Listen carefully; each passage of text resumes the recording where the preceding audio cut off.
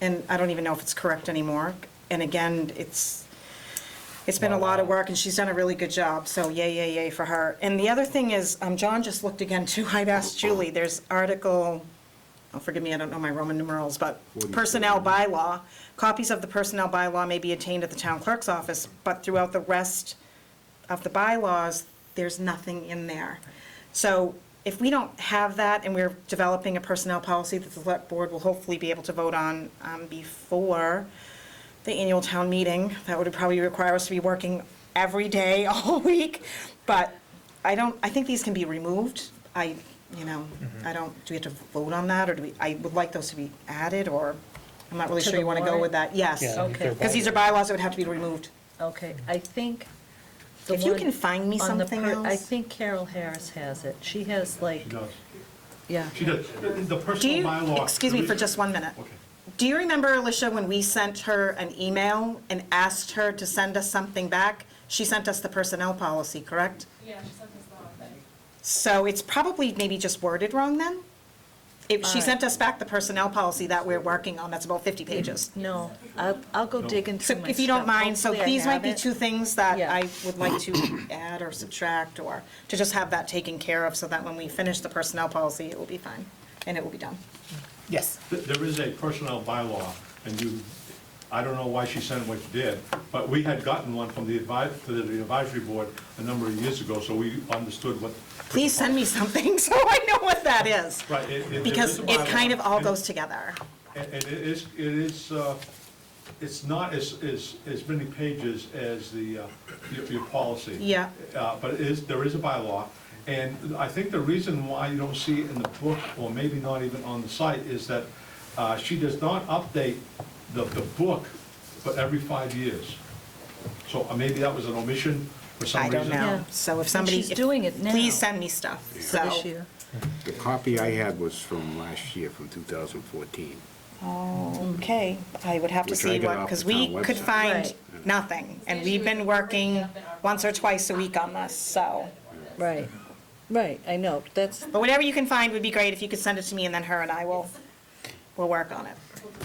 Yes. that's, On that personnel bylaw, when they did the book and when they did that personnel bylaw, they used to do like addendums. So if you go down and get the little blue book, you get like 8.5 by 11 sheets that would have whatever was added in before the book had been updated again. So it might have got misplaced, but it's on the annual town meeting, 07. 06 06. and 05. It's, I printed it out. so there is the personnel bylaw. I tried. And like I said, I remember when I got my first blue book, I got like 8 or 9 sheets that were addendums that hadn't Okay. been added into the blue I need to book. see those. So it just might be. Yeah. because misplaced. when I asked about, I went in and I talked to Carol when I took my papers out to find out when we had to open and close the warrant, and it used to be March 20th. And then I'm like, no, we changed that. So she looked up on the computer, she's like, yeah, April 10th. So I'm like, all right. You know, it wasn't written anywhere, and I don't know where she found it, but she found it Oh, we'll have somewhere. to- okay. So, I know there is a personnel bylaw. It is not the same thing as the personnel policy. Okay, Okay? Two different things. okay. Well, then I think it's incumbent upon us to find. I need to see it in order to, Personnel. I agree. it's so that it all goes together. But again, there's just a separate article for sick leave. That is. Yet we have a that seems- policy. Do we Right. still follow that bylaw? I don't believe so. So It was last amended in 82. 82. Right, so that's, no, Probably needs removed. Thanks. Yeah. Well, that's one at least. right.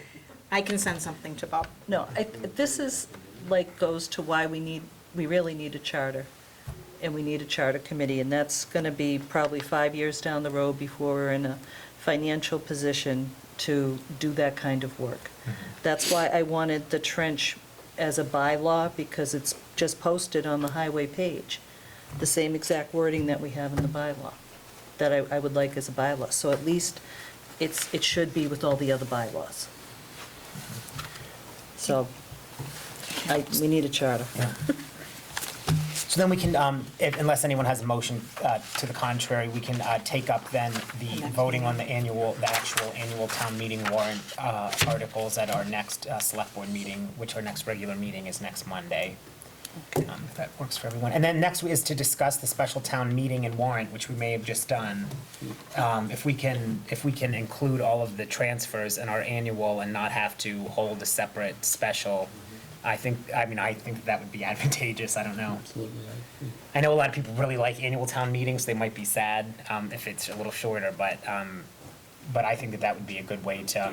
And like I said, maybe we'll even, or as was said, maybe we'll even save some money as well. So, and unless anyone has a feeling strongly to the contrary, or has an opinion, or okay. Well, no, I totally agree. Yeah. My concern was that having the special within the town meeting just eats up so much time. Yeah. And it, keeps us from getting things done in one day, which I think a lot of the townspeople don't like. You get a little confused too, I think, like if you go to the bathroom and you're on annual and you come back, it's the special, and you're talking about things, no, I agree. No, I was just looking at it. The next item that we have on the agenda is the CDBG award lead paint inspection services contract. Ken, I just have a question Sure. on the special town meeting.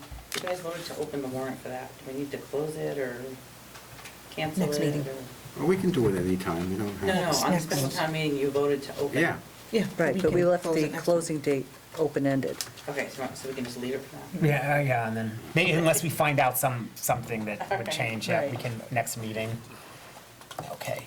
Closure date has to be so that I think it's 14 days. Oh, right, So You have to- advisory right. board gets that, yeah. something to that. we have to post it 14 days before on a That- And special. the advisory board has to have a pre-town one also. Yeah. So luckily, we have a good 6-7 weeks, well, 6.5 weeks until the annual, so we have some time there. So regarding we got a memorandum from Michael Pinkpank. I don't know if, Holly, if you had anything that you wanted to say on this, or if we were just voting what we were given. We're just voting it. I believe he said that was the only person that submitted a bid, Okay. the only qualified person. And this is for lead-based paint inspection services. Yeah. Okay. I'll make a motion to award the lead paint inspection services to Caulfield Environmental. Is there a second? Second? First and a second, is there any further discussion? If not, Julie? Yes. Doug? Yes. John? Yes, Diane? Yes. And I will vote yes. Get another Okay. thing to sign. The next warrant, Another next warrant document to article, sign. the next agenda item is to discuss the possible warrant article for consideration by the board regarding the specific specification for trench construction and excavation within public ways. I know that we've already touched did upon it. this, Julie. You're Yeah. satisfied with that? Okay. Well, that was the last item on the Selectmen agenda that we have for this evening, other than Selectmen's comments. Julie, do you have anything that you'd like to? On Saturday, April 4th, will be the Great Easter Egg Hunt. I believe it's at Red Apple Farm, and it's from 8 to 1. Doug, do you have anything? I just want to thank all the people that came out this past Saturday and the Saturday before to help paint at the new senior center. It's really starting to take shape and looking good. And couldn't have got all that painting done without all the volunteers that came out and helped. So I really appreciate it, and thanks to everybody who came. Are you doing it this We're Saturday? going to do it again this Saturday? No, the next Oh, that's right, next, right. So Can I this just- Saturday's Easter, so we're not doing anything, but another volunteer day the following Saturday after that. Julie, Hmm? would you mind just touching on the Boston cane, Oh, please, when her birthday? I thought that was really interesting. yeah. And I saw that you went. I did go. The Historical Society, every community in the Commonwealth of Massachusetts received a Boston Post cane almost 100 years ago. And we actually are one of the few communities that still has the original cane. They found it. Know that? We do. Where'd they find I it? knew that would I interest don't him. know. It's amazing. All right, so Amazing. we have the oldest citizen in Templeton, a Templeton resident, Josephine Rucky, turned 100 on Friday. So Brian and Brian Tangway from the Historical Society and a few other people, they got together and we'll present her with the cane. So what they do when they present the cane, they don't let her keep the original cane, okay? That stays at the Historical Society. But they give a miniature replica, and they also have a pin that looks like the top of the head of the cane that they give to the recipient, who can, and that's theirs to keep. But it was a very there were a lot of people there. It Yeah, I wish I really could've gone. was. And it was, she looked fantastic, she was right on, sharp as a tack. It was really a good ceremony. They're looking for one other thing too. Now I'm gonna forget. It's another tradition about a blanket. The blanket box. Do you know Yes. any more? I forget. Oh, I just read about that. They're looking for A young girl. a young girl And- to let me be see if I like the can find it. recipient of. But Yeah. somebody suggested writing a letter, like why they would want to take care of this blanket box. And it's handed down like every 50 years or so. Yeah. And they finally found the blanket box. They got it back. But they want to do this in 2016. So is it a 6-year-old girl? Yeah. The number 6 comes into my mind. Okay, Yeah, see, I so- can't find it on here. I didn't know if you Okay. knew more about it, but. Yeah, no, I just read that on Facebook, so I'm like, yeah, so they're really trying to revive some of the older traditions, the Historical Society, so, yeah, thank you for bringing that up. I'd like to mention that I've talked with the town clerk about finding the original record of the Declaration of Independence. In another context, I became aware that every community was sent a copy of the Declaration of Independence in July of 1776. The copy was printed in Salem, and every community got one, and they were required to be read at the local congregational church. So a lot of them got lost because the churches lost them. But they also required every clerk in every town to handwrite the Declaration of Independence into the records. And I know some clerks I've seen an original there. And I know that she was looking, she said, if I get my records squared away here, when we get over to the town, we're going to look a little more carefully. And I can tell you that when one was found in another community, they had it valued, and it was valued at $750,000. Okay. Oh, I Or know sold, about maybe. that. There's a lot of stuff in there. I don't think it's in the basement. John, do you have anything that you'd like to? Well, just to amplify on this, when the town hall burned in 1947, and the town clerk moved his offices to his home. So what documents were there, and there were some at one time in the basement of the Baldwinville Fire Station, and I don't know if they'd that's still true, be any too. good anymore, but I don't think they're still there. Heard they're not. So it's anybody's guess.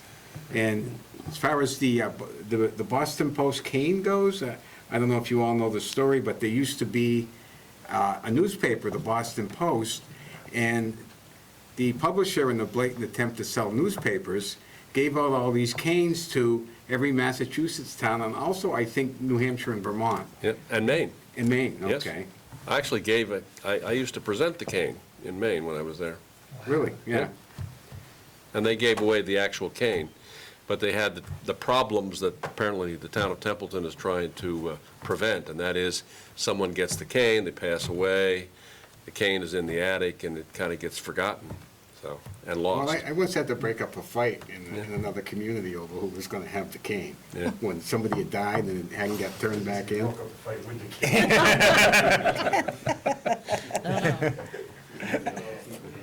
Diane, Yeah, I just wanted to say thanks to Kate Fulton and Bernie Heaney. Last week when I was here with Alicia, I went downstairs with Kate, and they have really done an amazing job spreading everything out, putting it all in order, so that of their own time doing that. So that was really great to see. So, thanks. and I don't have anything, so if there is nothing else, I'll accept a motion to adjourn. So moved. Second? Second. First and second, Julie? Yes. Doug? Yes. John? Yes. Diane? Yes. And I'll vote yes. Thank you all for coming. Thank you.